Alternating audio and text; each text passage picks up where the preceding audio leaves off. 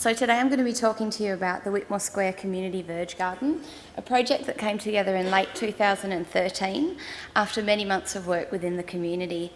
This is a really good example of what's possible when you listen to the community and you enable them to drive the sorts of projects that they want to see within their own neighbourhoods. So these are some pictures of the garden in January 2013 when community came to council seeking action. Although there was a history of community gardening within that space, that energy had largely been lost and it wasn't looking that fabulous. However, there was some guerrilla gardening going on with veggies being planted in pots on the verge. So we held a community meeting with locals in the area where we got people to talk about their issues. They talked about maintenance, they talked about good garden design, about water, but most of all they talked about how much they loved that place in the community and what it meant for them and how important it was for them. These fingers very quickly pointed back to council with that you guys need to fix this. However, as you can imagine, money doesn't just fall from the sky for these sorts of projects. And the reality was that council didn't have funds available for an upgrade or ongoing maintenance. However, the group talked about the fact that even if council had the capacity to come over and make the garden look fabulous, they didn't want to lose that sense of ownership that they had over the space. So what they really looked towards was a partnership between council and the community to manage the garden. So what does that look like? What also happened at that first meeting was that our public realm guys could see the community energy and decided they wouldn't just say, nah, that's too hard. The initial, we don't have any funds available, turned into, well, maybe we could clear the garden out, maybe we could find some money for irrigation. And we threw it back to the group to ask them, what should this space look like? What should the garden look like to you? So throwing it out to community without knowing what you're going to get can be a bit scary. I thought this was what our next meeting was going to look like. Roses in one side, veggies in the other, fighting it out to the death till we figure out who wins. Everyone had their own ideas about what the garden should be like. But you know what? People are smart. They get it. And they understood that they needed to come up with a design that worked for everybody, including council. They drew a mud map that showed a unifying element of a hedge and individual planter boxes that they could plant whatever they like. What that said to me was, as a council, we need to be okay with that uncomfortable feeling because we shouldn't be taking over and preempting the outcome if we're really listening to the community and what they want. So I took this little mud map of a design to our urban designer and asked him to come to a community meeting. Why would he want to come to a community meeting and listen to the bloody council never gets it right stuff?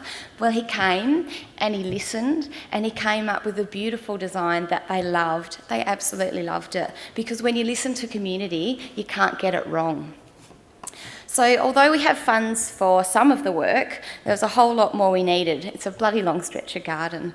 We're all meeting together over lunch to solve problems. How would we afford soil? They got a local business to donate it. Where would we construct the wicking beds? They asked a local garage.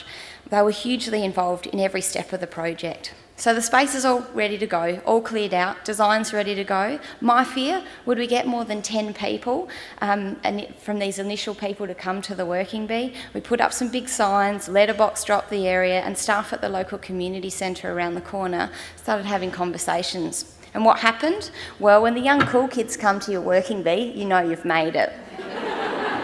Working in community development, you tend to get a lot of people with a lot of time on their hands and the squeaky wheel a lot of the time, and you don't get the sexy projects that entice a large range of people across community. But in this case, we got all sorts of community.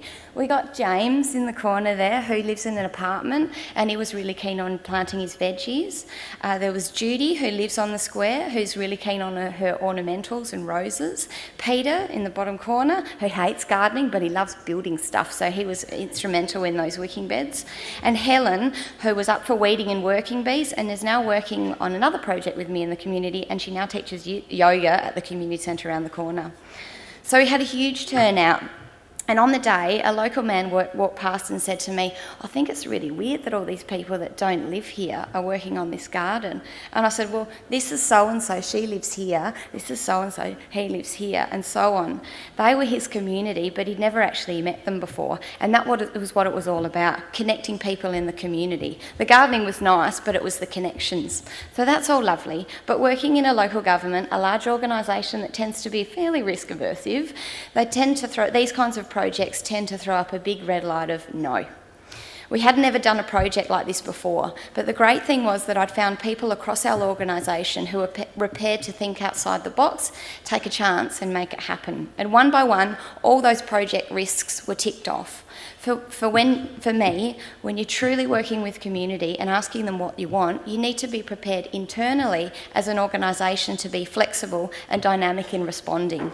What if we'd asked what they wanted and then gone, "Nah, sorry, we can't do that"? What does that mean about us as an organisation? The final working bee with council, community and the local Rotary group. Initially those planter boxes were actually wooden ones that the group had sourced for free from a local business. However, our public realm team once again came to the party and offered to purchase much sturdier ones, and I thought we had no money. So the finished product, a place that's loved by the community, that's not just about gardening, it's about community connections and resilience. People stop and chat in the garden. They pick some lettuce and they cook their dinner with it.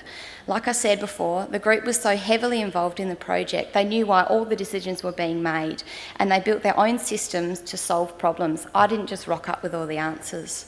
So projects like this take time and perseverance. They don't happen quickly, and that's okay. Trying to make community fit into my council timelines doesn't work. Like, I can't say you need to make this happen by June 30, because that would be nice for me. I needed to meet them where they were, not the other way around. And everyone is going to want to be involved when it's super convenient for me, because they're not getting paid to do this. I needed to be flexible.